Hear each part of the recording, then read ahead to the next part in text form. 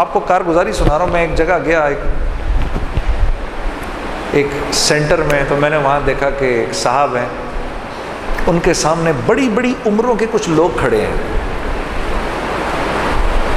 اور وہ عمریں کم از کم، وہ عمریں 70 سال سے کم کی کوئی عمر نہیں ہے، اور کسی نے نکر پہنی ہوئی ہے، کسی عورت نے فراک پہنا ہوا ہے،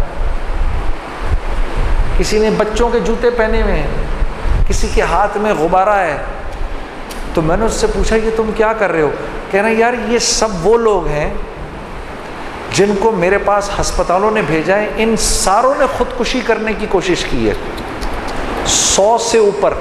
یہ سب خودکشی یہ سب ان کو کہتے ہیں سوئسائڈل کیس، یہ سب سوئسائڈل کیسز ہیں. میں ان کو خوش کر رہا ہوں. میں نے کہا وہ کیسے؟ میں ان سے کہہ رہا ہوں تم سب کے سب 16 سال کے ہو، 70 سال کے نہیں ہو، 15 سال کے ہو، 14 سال کے ہو. میں نے ان کو وہ کپڑے پہنائے ہیں. میں نے کہا لیکن تمہارے کہنے سے یہ ہو جائیں گے 17 سال کے؟ کہتے کچھ دن تو جئیں گے نا،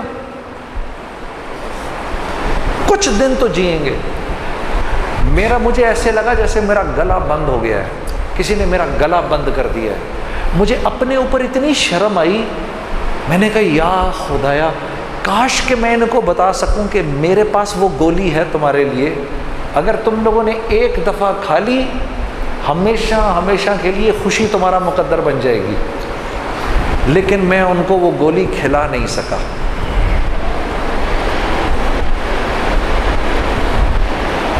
اللہ نہیں ہے لوگوں کے پاس. الا بذکر اللہ تطمئن القلوب. ہاں، وہ لوگ اپنی زندگیاں دوبارہ شروع کرنے کی کوشش کرتے ہیں.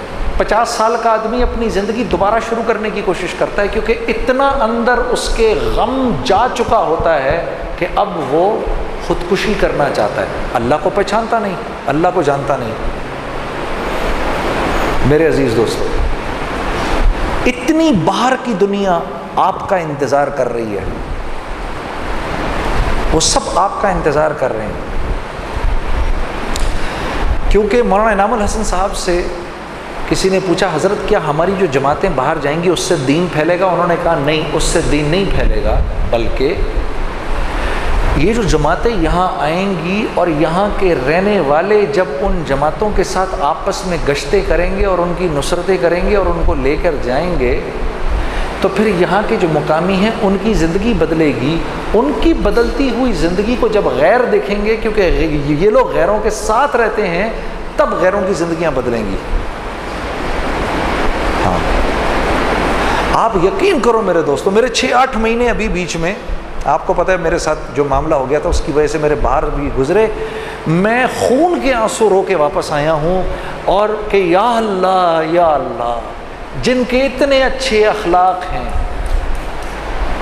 جن کے اتنے اچھے معاملات ہیں، میرے دوستو یقین کرو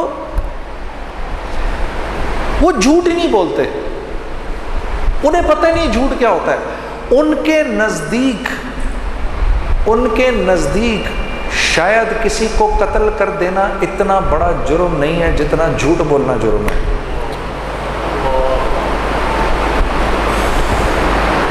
ہم عجیب لگی نا میری بات، کیونکہ ہم جھوٹ بولنے کے عادی ہیں، اس لیے ہمیں عجیب لگ رہی ہے. وہاں تصور نہیں کر سکتا کوئی کہ جھوٹ بولے گا، کوئی بول نہیں سکتے آپ. وہ آپ کو اپنے ملک میں گھسنے نہیں دیں گے اگر انہیں یہ پتہ چل گیا کہ آپ نے جھوٹ بولا ہے. قاتل گھس سکتا ہے ان کے ملک میں، قاتل ان کے ملک میں گھس سکتا ہے، مجرم ان کے ملک میں گھس سکتا ہے. مالی نقصان جس نے کیا ہے وہ ان کے ملک میں گھس سکتا ہے. ہر انسان ان کے ملک میں گھس سکتا ہے، جھوٹا ان کے ملک میں نہیں گھس سکتا. وہاں کوئی جھوٹ نہیں بولتا. میسج ٹی وی کے چینل کو سبسکرائب کیجیے اور امن کے پیغام کو پھیلانے میں ہماری مدد کیجیے. ویڈیو کے نیچے سبسکرائب کے بٹن پر کلک کریں اور میسج ٹی وی چینل کے سبسکرائبر بنیں. سبسکرائب کرنے کے بعد بیل کے آئیکن پہ کلک کیجئے تاکہ ہر نئی ویڈیو کی نوٹیفیکیشن براہ راست آپ کو مل جائے۔ اس ویڈیو کو تھمز اپ کا بٹن دبا کر لائک کیجئے اور اپنی فیس بک وال اور ٹویٹر پر شیئر کیجئے۔ آپ کا اپنا میسج ٹی وی۔